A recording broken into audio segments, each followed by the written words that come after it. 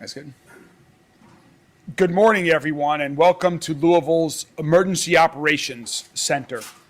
We're honored to be joined this morning by Senator Mitch McConnell, a representative from Senator Rand Paul's office, State Director Rob Givens as well, to give an update on the response to the recent flooding and tornadoes that struck our city over the past couple weeks and the amazing recovery that we're underway right now. We're going to focus this press conference today on the flood and the recovery. Happy to answer questions about that. And then on other matters unrelated to that, we'll be calling everyone together later to discuss other items. But we are very happy to report that we are ahead of recovery schedule when it comes to recovering from the historic floods that Louisville suffered over the past couple of weeks. We have made incredible progress since this recovery effort began on Saturday morning, which was less than 24 hours after the Ohio River went back in its banks, and over 300 volunteers showed up on Waterfront Park to begin cleaning up, coming together as this city does time after time to help one another when there are challenging moments. Over the past 3 days since Saturday morning, our public works crews, our contractor, have been working literally from sun up till sundown, cleaning the flood debris, trash, mud from the roads, sidewalks, parking lots, and other public areas. I want to give a giant thanks to all of the volunteers that came out and all of the incredibly hardworking public servants and contractors that we're using to help recover from this. We have some major events coming up with the Kentucky Derby Festival at Waterfront Park starting this weekend with the PNC Tour de Lou, which is an amazing bike race. And I'm thrilled to report that that event, along with all of the other Kentucky Derby Festival events, will be going on as planned, as scheduled, thanks to this amazing recovery effort. In terms of where the recovery efforts have been focused, over the past 3 days, our crews have worked along River Road, from downtown, east of downtown, and in the far southwest corner of our city. I'm proud to report that River Road is now reopened from Witherspoon downtown all the way east to Zorn Avenue. We've also reopened all of the ramps for Zorn Avenue from I-71. In southwest Louisville, we've reopened all the roads in Dixie Beach, Catherine Station, Watson Lane, Lake Dreamland, and will be reopening roads in Abbott's Beach very soon. We're also working as quick as possible to reopen several metro parks along the river, including Eva Bandwin, Cox's Park, and the golf course at Shawnee Park, which was almost totally underwater. Waterfront Park has made amazing progress in these past few days, from where we saw it on Saturday morning to where it is today, and we're excited to get that back open for the Derby Festival events and for the public to continue to enjoy. Right now on River Road between 2nd Street and 9th Street, that is a big focus of our attention right now. There was a significant amount of debris in those areas. Most of that debris has now been removed, and we're focused on removing the mud and the muck that remains from these historic flooding conditions. We hope to get the 3rd Street ramp off of I-64 opened ASAP, and we'll put out a notice when that gets reopened. But that area on River Road between 2nd and 9th Street is a big focus right now. On Friday, I committed to the city that we are going to make sure Louisville is as clean and beautiful as ever in time for the Kentucky Derby. And I'm proud to report that we are making progress towards that goal, that our city is going to be as clean and beautiful as ever for the Kentucky Derby Festival events and the 151st running of the Kentucky Derby. Last time our city experienced a flood of this magnitude, it took about 6 weeks for the cleanup to happen. We're going to break that time by a significant margin, thanks to the incredible work by so many people. We are well ahead of schedule. We also want to give an update on impacted residents. This flood did more than just damage property and roads and parks that we're cleaning up from. It also impacted people's lives, businesses, and homes. Since Friday, we've been able to get a little bit better assessment of the property damage that took place throughout our city. And this goes back to the tornadoes that we experienced in J-Town, in Fairdale, in Middletown that happened before the flooding even occurred. Currently, we believe that there are about 1,200 homes and businesses across the city that have been damaged by this combination of storms that we suffered. We're very focused right now on homes along Harrods Creek that have been impacted by erosion along Harrods Creek in the Prospect area. Our thoughts are with the residents and businesses who have been negatively impacted by the storms and the flood. We're thankful that no one has suffered a serious injury or worse as a result of this severe weather, and we are doing everything we can to support the residents and businesses in their recovery. And right now we're working on finalizing our debris cleanup schedule so that we can provide curbside pickup for homeowners and other private property owners that have a significant amount of debris on their private property. We want to be able to clean up all of that debris, and we'll be providing more details on that later this week. One final message is that you may encounter cleanup crews over the coming week. If you see them, please let them do their work. We will let people know when parks have been reopened, when it's time to re-enjoy. But we want to give our crews space to work so they can continue this record-breaking pace of a cleanup in our city. They've done a great job over the past few days, and we do not want to slow them down. And finally, on behalf of all of Metro government, I want to thank everyone that's been involved. All of our crews that have been involved that are part of our city government team and our contractors. I want to thank Governor Beshear and the state of Kentucky for their tremendous support during this as well. And I also want to thank our representatives in Washington. And we're joined here today by Senator McConnell. I want to thank him and the rest of the delegation, Congressman McGarvey, Senator Paul, and all of the others who have joined together to support the response from the federal government through FEMA to provide us with assistance so that we can be reimbursed for these cleanup efforts and that we can continue to move Kentucky forward. Senator, thank you very much for your effort in leading this delegation to ensure that we get the federal response here in Kentucky to help us clean up. And thanks for joining us this morning. Welcome. Thank you, Mayor. Well, thank you, Mayor. I'm here because this is my hometown, and I'm obviously concerned when I heard what had happened. Unfortunately, as all of you know, this has been a problem all across our state the last couple of years. Floods, tornadoes.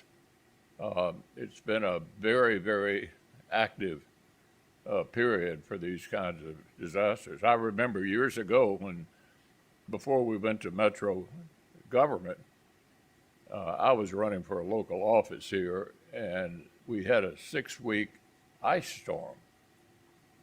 It didn't go away for 6 weeks. My first year in office, we had it again. And Mayor, our biggest concern was, do we now go out and buy equipment? Is this going to happen every year? Or rent it when it does happen? We decided on the latter, and I think we've not had that kind of disaster since. So local government is very, very challenging, and I'm just here to thank the mayor and his whole team and all the volunteers that have been showing up. They gave me a good briefing before coming out here. It's been a remarkable team effort to get Kentucky ready for the Derby. Thank you for all the volunteers and all the outstanding work that's been done. Thank you, Senator. Yeah. Thank you. Thank you very much, Senator. The senator has to run to another engagement, but we're going to continue with one other quick related announcement and recognition prior to taking your questions about the flood. This week, coincidentally and appropriately, is Public Safety Telecommunications Week. And so I want to ensure that the entire city of Louisville knows how proud we are of all of our public safety telecommunicators that are working right behind us and right behind this wall. They're there for us during natural disasters, They're there for us in times of crisis. They're there for us after challenging public safety events. They're there for us 24/7, working to respond to your calls to ensure that you get the support and quick service and quality public response that you're looking for. So here today with Deputy Director of Emergency Management Assistant Kelly Jones. And Kelly, on behalf of all of us at Metro Government, on behalf of the entire city, thank you and your team, Amy and everyone else, for what you all do so that Chief O'Neill and all the other first responders can get there quickly, can respond. You all are a key part of our first responders network. Thank you very much. Thank you, sir. Thank you, Kelly. Yes, sir. Thank you. And with that, I'm happy to take any questions that you all have from members of the media.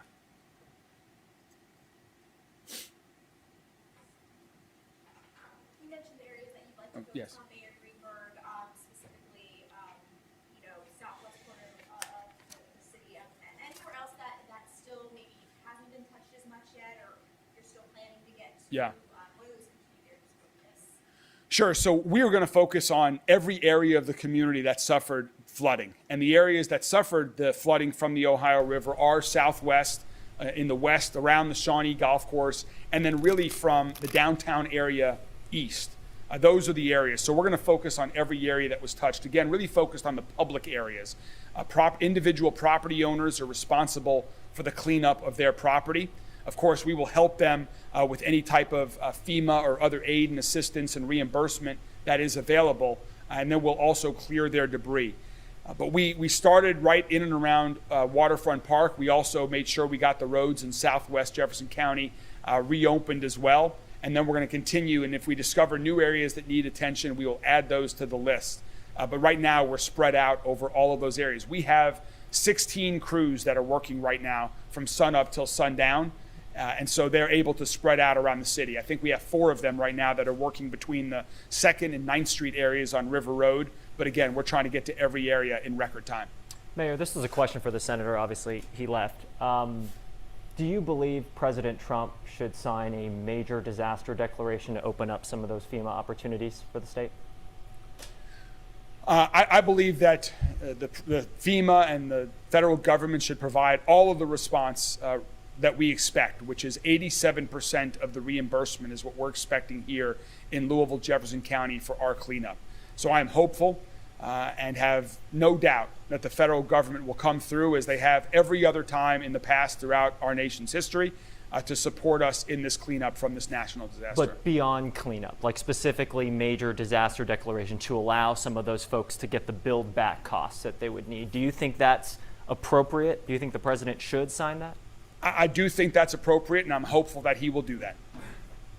Mayor, I know we're still in recovery efforts, but do you have a chance to look back to see if there's anything the city has learned from this event and recovery and anything that's done differently or better?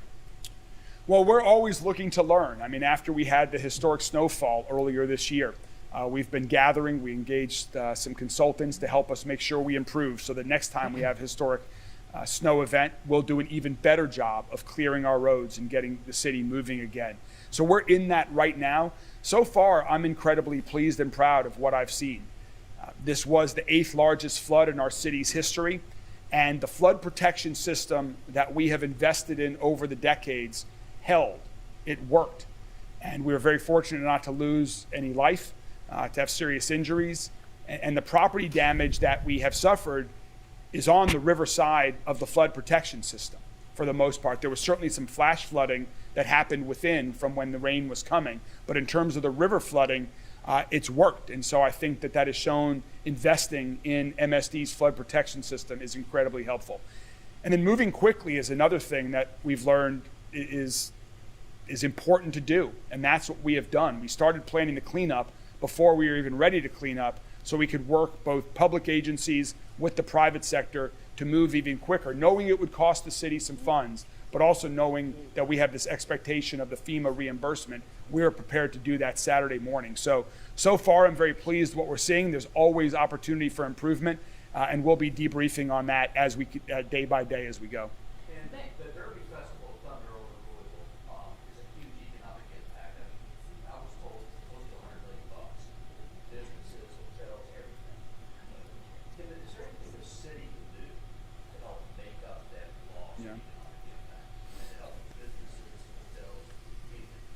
Yeah, the most I mean, there were several unfortunate things about having to cancel Thunder over Louisville. And one of those things that's incredibly unfortunate is that local businesses do suffer a very significant lost revenue day and evening for them.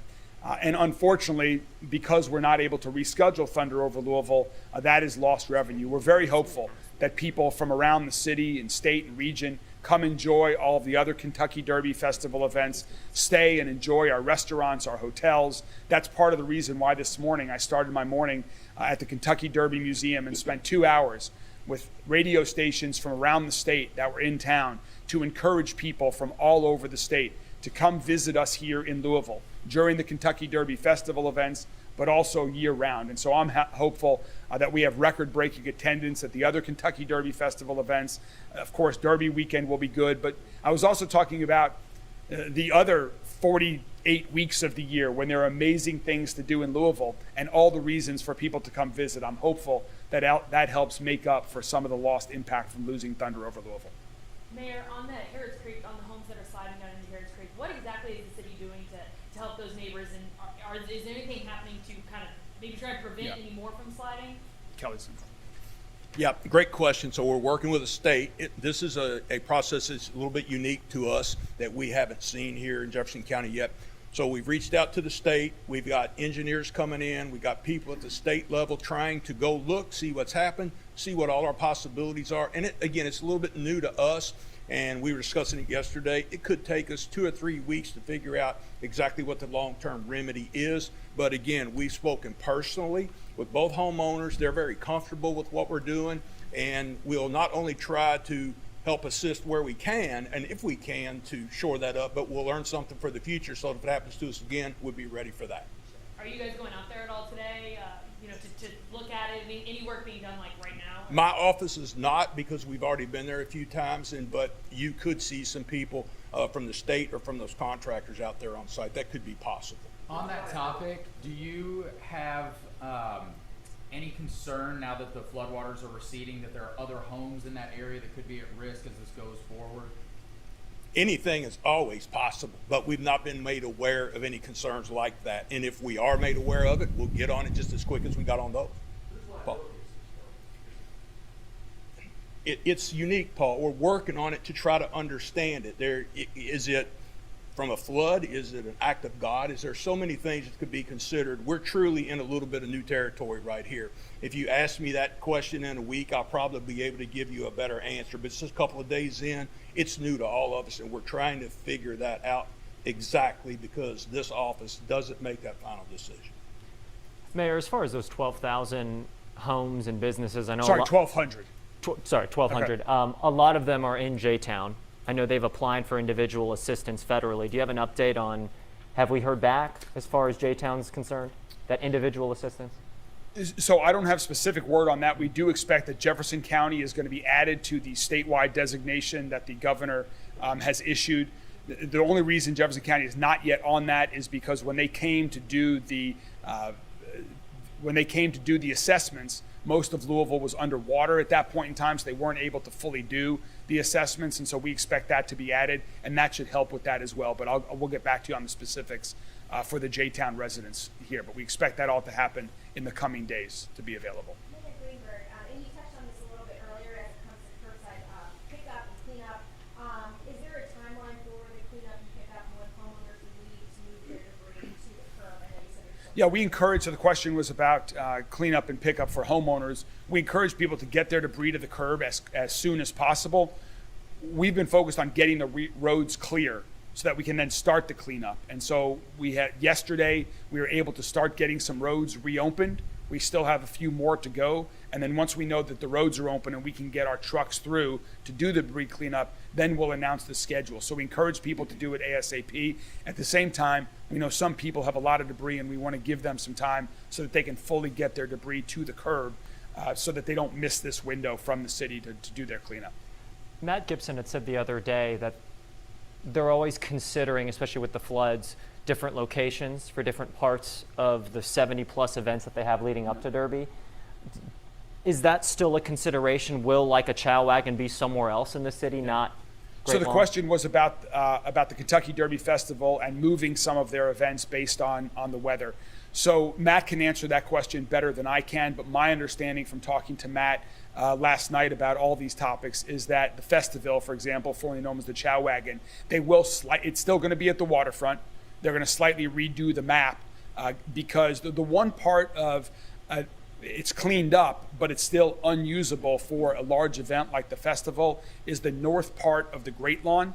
That's incredibly wet, it's incredibly muddy, and we need to give Mother Nature some more time. There's not much that us humans can do to make it usable for a large event like that. And there were certain things that happened for the festival on that part of the Great Lawn. They're going to move them to another adjacent area. So it's all going to still happen in the same general vicinity, but it'll be slightly different than they originally planned. Same thing with the bike race. They're slightly altering the route, is my understanding, but it will generally go on as planned. So they're working on all those, and Matt and his team at the Kentucky Derby Festival can give all the specifics. Still around that Witherspoon sort Yes. of Bingham area. Yeah. Yeah, the core of Festival will still be at the same location. I was out there last night. You know, it's going to be ready to go. Okay, and then we've got to wrap it up, and we'll circle back later. We have seen a unverified social media post about a JCPS student being deported. Is there anything the office can offer? So the question was about an unverified social media post about a student allegedly at Doss High School that has that is not to be seen right now, and his whereabouts are unknown, at least as of we are trying to confirm that ourselves. As of last night, we don't have any formal confirmation from JCPS.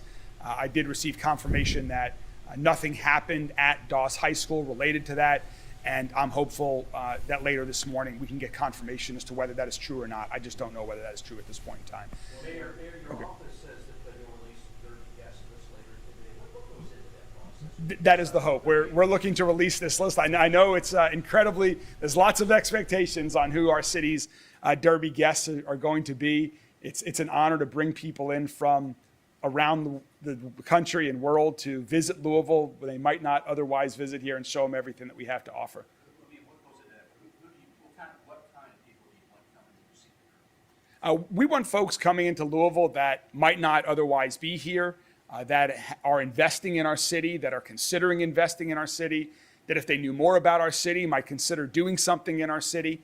Those are the types of folks that we're looking to bring to our city to understand what a great place Louisville and Kentucky is, what great things we have going on here, and this is a great opportunity to bring them here when they otherwise might not have otherwise come to Louisville. So I'm excited to release that shortly as well, and we'll certainly let you guys know when we do that. Thank you all very much, and we'll continue to keep you updated. Thanks, Scott. Thank you.